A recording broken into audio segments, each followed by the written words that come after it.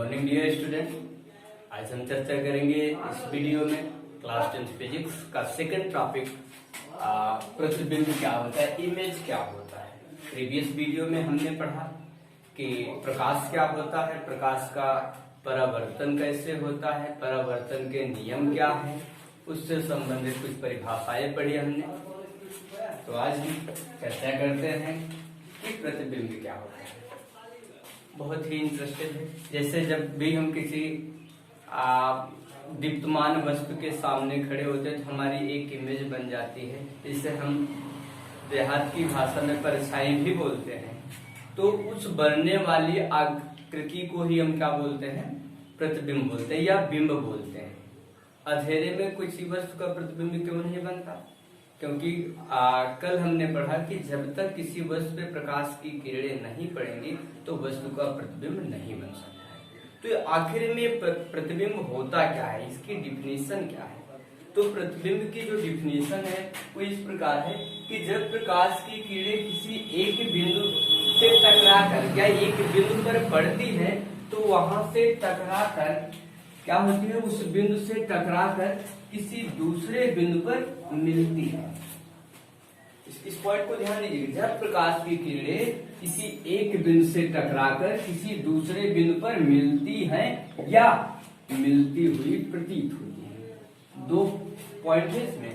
या तो प्रकाश की किरणें टकराकर एक बिंदु से दूसरे बिंदु पर जाकर मिलेंगी या मिलती हुई प्रतीत होती है।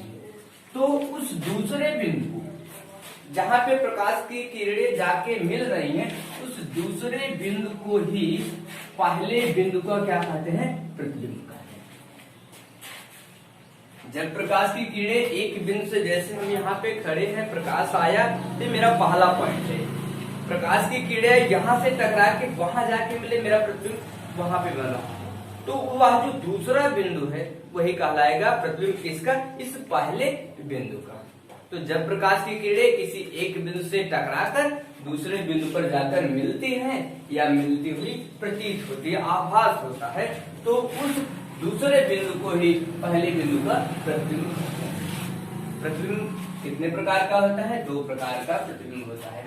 एक वास्तविक प्रतिबिंब होता है और एक आभासी प्रतिबिंब। वास्तविक प्रतिबिंब क्या होता है कि जब प्रकाश की किरणें किसी एक बिंदु से टकराकर किसी दूसरे बिंदु पर मिलती हैं, वास्तव में मिलती है, वास्तविकता दर्शाती है, वास्तव में जाके दूसरे बिंदु पर मिलती है, तो उस प्रतिबिंब को हम बोलते हैं वास्तविक प्रतिबिंब, जिसका एक तरह से हम कह सकते हैं पर्दे पर प्रतिबिंब प्राप्त किया जा सके।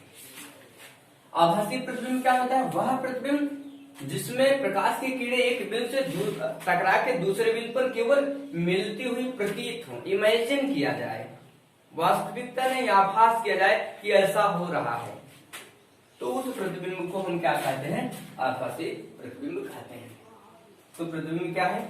हमने पढ़ा कि प्रतिबिंब एक प्रकार की घटना है जिसमें जब प्रकाश की किरणें एक बिंदु से दूसरे बिंदु टकरा के किसी दूसरे बिंदु पर जाकर मिलती हैं या मिलती हुई प्रतीत होंगी, तो उस दूसरे बिंदु को पहले बिंदु का प्रतिबिंब कहेंगे।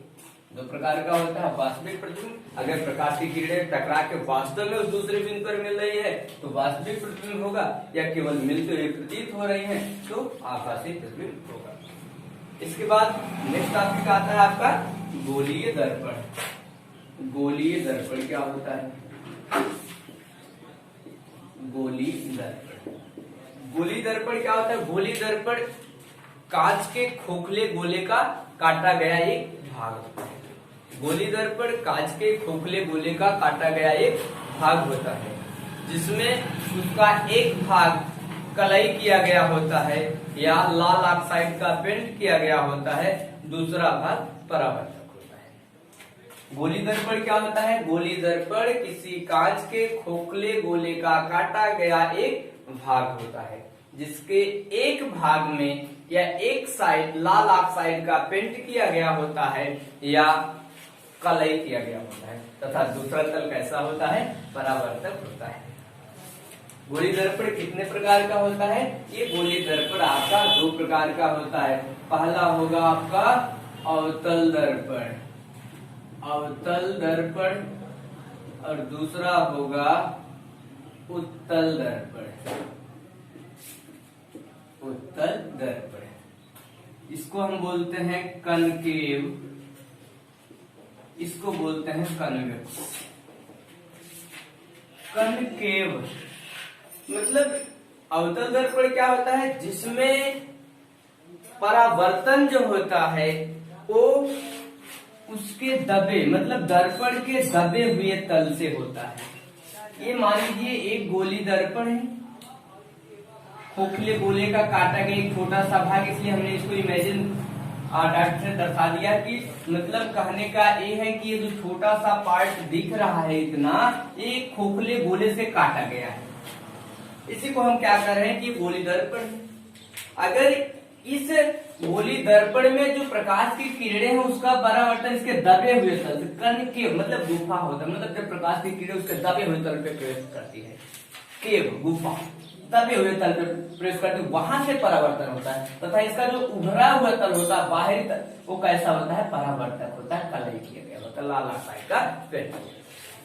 तो अगर परावर्तन उस गोली दर्पण के दबे हुए तल से हो रहा है तो उस दर्पण को हम क्या बोलते हैं, अवतल दर्पण बोलते हैं। और यदि परावर्तन उसके उभरे हुए तल से हो रहा है और अंदर का जो भाग दबा हुआ तल जो है वो कलई किया गया हो तो उसको हम क्या बोलते हैं, उत्तल दर्पण बोलते हैं। बात आ रही समझ में। अवतल दर्पण क्या होता है कि वह गोली दर्पण या कह ले कि किसी खोखले गोले का काटा गया वह भाग जिसमें परावर्तन उसके उस दर्पण के दबे हुए तल से हो तथा उभरा हुआ तल परावर्तक होता है, तो उस दर्पण को हम अवतल दर्पण कहते हैं। तथा यदि परावर्तन उस गोली दर्पण के उभरे हुए तल से हो तथा दबा हुआ जो तल होता है वो परावर्तक होता है या कलई किया गया होता है, तो उसको हम बोलते हैं उत्तल दर्पण। अब इससे संबंधित कुछ परिभाषाएं हैं, तो आइए जानते हैं कुछ परिभाषाएं इस गोली दर्पण संबंधित। इसको हम मिटा देते हैं। तो सबसे पहले हम चर्चा करते हैं कि वक्रता केंद्र क्या होता है। वक्रता केंद्र, वक्रता केंद्र सेंटर ऑफ कर्वेचर होते हैं। वक्रता केंद्र, वक्रता केंद्र क्या होता है? अच्छा, केंद्र का मतलब होता है मध्य बिंदु, सेंटर, जहां पे किसी वस्तु का पूरा द्रव्यमान निश्चित हो जाता है उसको बोलते हैं सेंटर, केंद्र, बीच वाला भाग। तो ये जो गोली दर्पण था, हमने कहा भाई इमेजिन किया जाए तो यह ये गोले का काटा गया भाग, तो इसका जो मध्य बिंदु दिख रहा है, सेंटर जो केंद्र, यही तो क्या कहलाएगा, वक्रता केंद्र। बात आ रही समझ में? ये जो दर्पण अभी मान लीजिए इधर केवल ध्यान दीजिए, ये पार्ट गोली दर्पण, तो अगर हम देखें तो इसको अगर पूरा करें कहां से काटा गया है तो ये गोला नजर आएगा, गोला बनेगा। इमेजिन इसका जो सेंटर होगा, केंद्र, वही क्या होगा, उस गोली दर्पण का वक्रता केंद्र। तो डिफिनीशन क्या होगी इसकी कि वक्रता केंद्र किसी गोले का वह केंद्र होता है जिसका कि दर्पण एक भाग है। इस गोलीय दर्पण का ही तो ये भाग है, इस गोले का ही ये गोली दर्पण एक भाग है जिसका एक केंद्र। तो इसकी डिफिनीशन क्या हुआ कि वक्रता केंद्र उस गोले का केंद्र है जिसका कि दर्पण एक भाग है। क्लियर? वक्रता केंद्र क्या है? वक्रता केंद्र उस गोले का केंद्र है जिसका कि दर्पण एक भाग है। तो इस फिगर में ये जो सी दिख रहा है, ये सी, इसी को हम क्या कहते हैं, वक्रता केंद्र कहते हैं। इसको सी से डिनोट भी किया जाता है, वक्रता केंद्र। सेकेंड पॉइंट आता है वक्रता केंद्र के बाद हम चर्चा कर ले कि ध्रुव क्या होता है। ध्रुव, यहां से जो दर्पण, गोली दर्पण नजर आ रहा है, चाहे हम अवतल की बात करें या उत्तल की बात करें, ये जो अवतल दर्पण है या उत्तल दर्पण, इसका ये जो परावर्तक तल दिख रहा है, इसका जो मिडिल पॉइंट होता है, मध्य बिंदु होता है P, इसी को बोलते हैं ध्रुव। पोल बोलते हैं इसको, पोल। दर्पण के परावर्तक तल के मध्य बिंदु को ध्रुव कहते हैं। दर्पण के परावर्तक तल के मध्य बिंदु को, दर्पण का परावर्तक तल है गोली दर्पण, इसका जो मध्य बिंदु है इसी को बोलते हैं ध्रुव, बोलते हैं ध्रुव।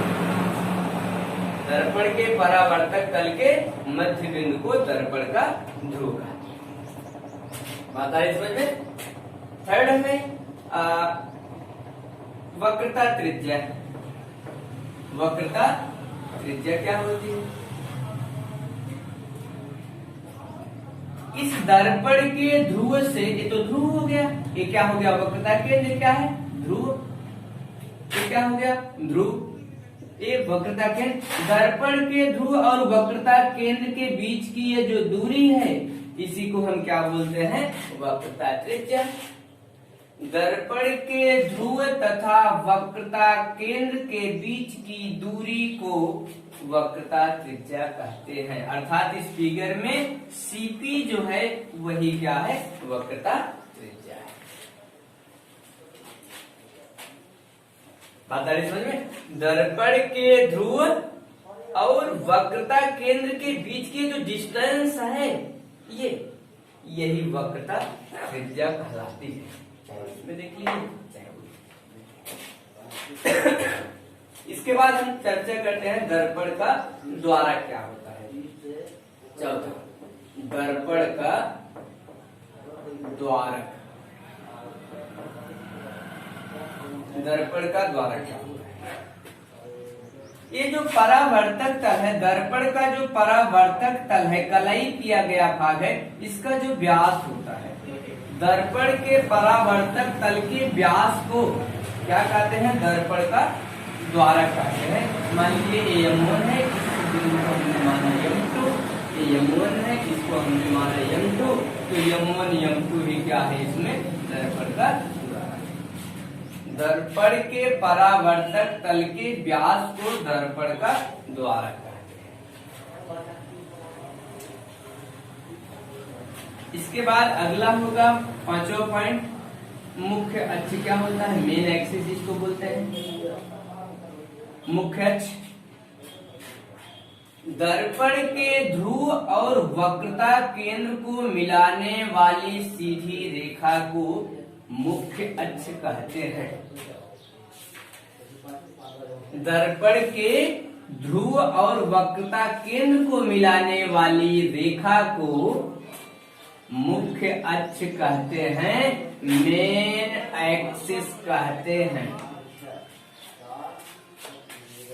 दर्पण के ध्रुव और वक्रता केंद्र को मिलाने वाली रेखा को मुख्य अक्ष कहते हैं। ठीक ना? क्लियर हो गया? दोबारा सुन लेते हैं। प्रतिबिंब क्या होता है? कि प्रतिबिंब एक प्रकार की हम कह सकते हैं घटना है कि जब कोई वस्तु पर प्रकाश की किरणें पड़ती है तो टकरा करके किसी दूसरे बिंदु पर जाकर मिलते हैं या मिलते हुए प्रतीत होंगे या आभास होगा, तो उस दूसरे बिंदु को ही पहले बिंदु का क्या कहते हैं? प्रतिबिंब कहते हैं। दो प्रकार का होता है, वास्तविक प्रतिबिंब, आभासी प्रतिबिंब। वास्तविक प्रतिबिंब क्या होगा? जब प्रकाश की किरणें वास्तव में जाकर किसी दूसरे बिंदु पर मिलते हैं तो उस प्रतिबिंब को हम वास्तविक प्रतिबिंब कहते हैं। जैसे पर्दे पे जो प्रतिबिंब प्राप्त किया जाए। आभासी क्या होगा? कि भाई केवल कल्पना किया जाए कि वो प्रतिबिंब जो है वो प्रकाश की किरणें किसी दूसरे बिंदु पर जाकर मिलती हुई प्रतीत हो रही है, ऐसा हो रहा, आभास हो रहा है, तो आभासी। गोली दर्पण क्या होता है? गोली दर्पण किसी कांच के खोखले गोले का काटा गया एक छोटा सा भाग होता है, जिसका एक भाग कलई किया गया होता है तथा दूसरा भाग परावर्तक होता है। दो प्रकार का होता है। वास्तविक अवतल दर्पण एक होता है, एक उत्तल दर्पण। अवतल दर्पण कनकेव और उत्तल दर्पण कन्वेक्स बोलते हैं। अच्छा, अवतल दर्पण होता क्या है? जिसमें परावर्तन जो होता है प्रकाश का वो उस गोली दर्पण के दबे हुए तल से होता है तथा उभरा हुआ तल कैसा होता है? कलई किया गया होता है या लाल ऑक्साइड का पेंट किया गया।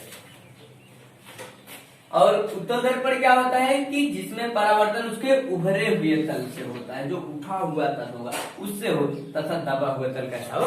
परावर्तक तल होता है। तो उस दर्पण को हम क्या बोलते हैं, उत्तल दर्पण। इससे संबंधित हमने कुछ परिभाषाएं चर्चा की, उसको भी दोबारा रिपीट करते हैं। वक्रता केंद्र सबसे पहले, वक्रता केंद्र क्या है, ये मान लीजिए दर्पण था, गोली दर्पण, चाहे उत्तल हो या अवतल, उसकी चर्चा नहीं है। तो ये दर्पण है, गोली दर्पण, इसका हमने माना कि भाई अगर हम पूरा कर देते एक गोला बन रहा है, इसका जो केंद्र होगा वही क्या होगा, वक्रता केंद्र। तो डिफिनेशन क्या हुई कि वक्रता केंद्र उस गोले का केंद्र है जिसका कि दर्पण एक काटा गया। इसके बाद हमने चर्चा की ध्रुव क्या होता है, तो ये जो कलई किया गया भाग होता है, इस गोली दर्पण के कलई किए गए भाग का जो मध्य बिंदु होगा उसी को दर्पण का ध्रुव कहते हैं, पोल कहते हैं। इस दर्पण के ध्रुव से वक्रता केंद्र के बीच की दूरी अर्थात सीपी जो दिख रहा है, दर्पण के ध्रुव और वक्रता केंद्र के बीच की जो दूरी है उसको बोलते हैं वक्रता त्रिज्या। इसको आर से डिनोट किया जाता है, अभी नेक्स्ट वीडियो में मिलेगा। नेक्स्ट दर्पण का द्वारक क्या होता है, दर्पण का जो परावर्तक तल है इसका ये जो व्यास होगा यही दर्पण का द्वारक है। दर्पण के परावर्तक तल का जो व्यास है उसको बोलते हैं दर्पण का द्वारक। तो इसके बाद हम चर्चा करते हैं मुख्य फोकस क्या होता है, फोकस बिंदु क्या होता है, फोकस दूरी क्या होता है, इसको निकाल दें। तो आइए इसके बाद चर्चा करते हैं मुख्य फोकस। मुख्य फोकस, मुख्य फोकस क्या होता है, ये हो गया आपका अवतल दर्पण, कौन सा है, अवतल, क्योंकि उभरा हुआ तल परावर्तक है और दबे हुए तल से परावर्तन होगा, तो कैसा हुआ, अवतल दर्पण है।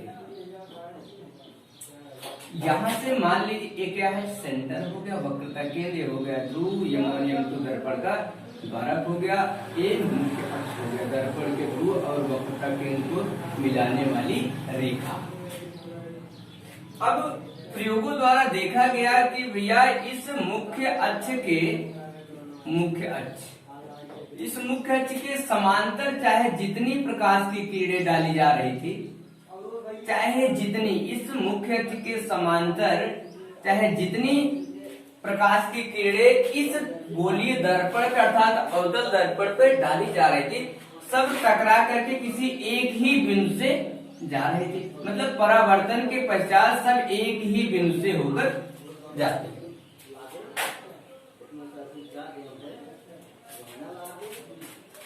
मुख्य अक्ष के समांतर जितनी भी प्रकाश की किरणें डाली गई सब इस गोलीय दर्पण से टकराकर या परावर्तित होकर किसी एक बिंदु पर मिलते हैं।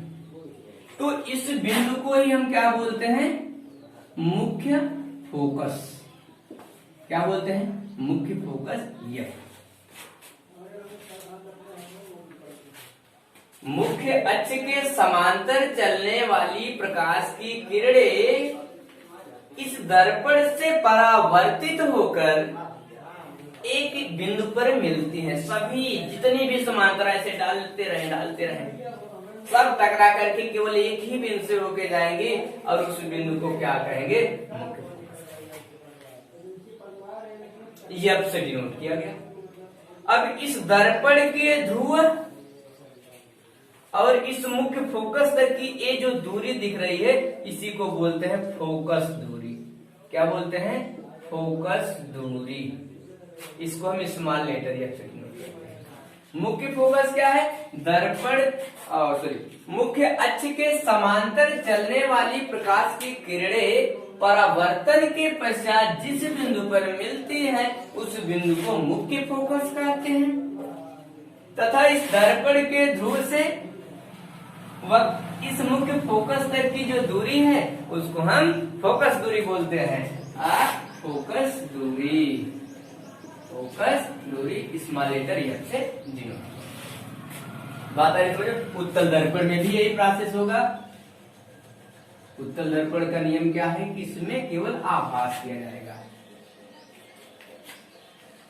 सेंटर हो गया, ध्रुव हो गया, यम1 यम2, ये क्या है, मुख्य अक्ष है। अब मुख्य अक्ष के समांतर हम चाहे जितनी प्रकाश की किरणें इस पे डालेंगे सब टकरा करके ऐसे निकल जाएंगे।